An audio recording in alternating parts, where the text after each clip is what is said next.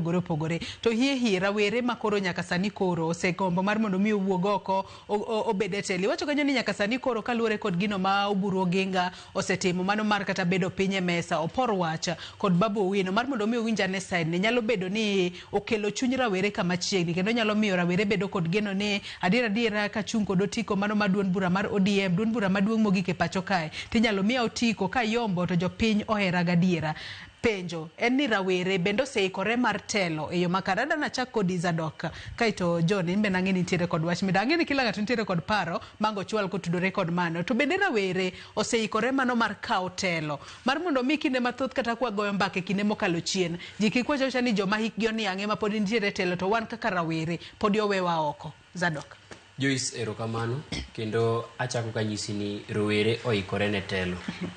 kendo telo mar rowere nitiere Kiswahili moro wacho ni wazee wana uzoefu na vijana wana ubunifu,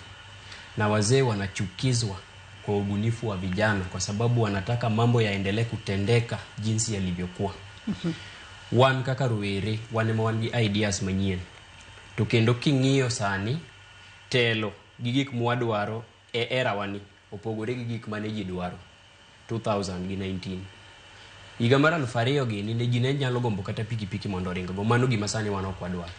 Wan kaka rowere wadwaro technology mondo konywa e somo to konywa yudo tich to wabed independent kik wabed over dependent. Koro wan kaka rowere sawa mar telo en ma kendo onge future mora mora. To kendo akwayo party na mar ODM ni ODM nyaka mi rowere thuolo. To Joyce ang' ni yiena wachi nikech telo wani osekete ni wachaki gi party wa mar ODM kuom higni mang'eny baba ne en ng'ama nohero rowere kendo joma tindo, lakini party wa mar ODM ni bentie kaka osebed ka idieji ma mondo mi wuoga miting wi oko kiomo ni tingo wi ng'a osebedo ka dioji okadwa na luong nyingato bato ngere nenore anene papa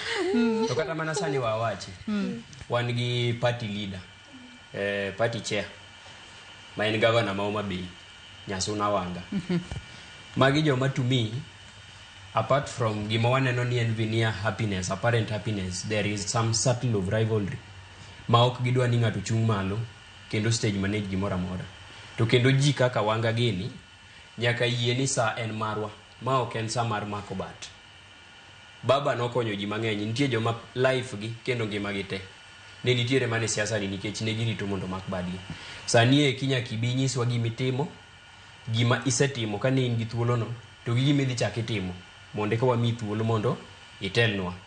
Kikawo for example county ma ai nikech ma chal mar Kenya nyaka wago kamora mora. King'iyo kuma ai governor na Nyasuna Wanga PR mang'eny gi seche te wuothe tie Ruto gi luongo nying Raila gi lamo baba lakini gimitimo Homa Bay county onge. Anabedo jatelo Mbita High School, abedo jatelo Kenyatta University nyaka kawuono pok awinjo kata nyathi achiel moyudo basari mar county mar Homa Bay pesa no dhi kure. To kendo kata wawacho ni Kenya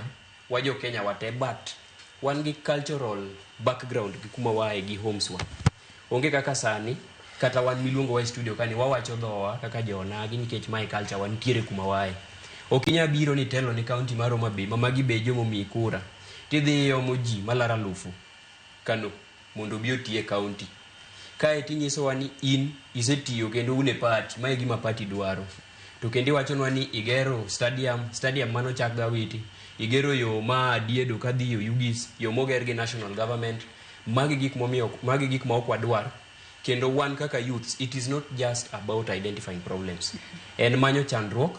to gibiro begi solution to be kapok atieko nikech aneno ka Saosong watelo e university kendo ang'eni ng'enyne wan ka kaka comrades na bedo jagoro mar KU koka na wuok e office week mokalo sani eki kawuono en ndalo mar 45 nyaka ne lecturers chak ng'anyo nyaka ne gichak ng'anyo nyaka kawuono waneno mana nyithindo achiel mag rowere kawuoyo nikech control mechanism moketi mwaneno nyaka party ginigi e gik mane Duale okelo na 2016 kano amend godo 2012 section 42 mar the 2012 University Act mokelo gimiluongo ni Electoral College ma is pure corruption, pure intimidation, it is pure absorption of student leadership by management to government. Ma you cannot even have a student leader rising. Sani de wanyalo yudo ji kaka Babu Owino gini,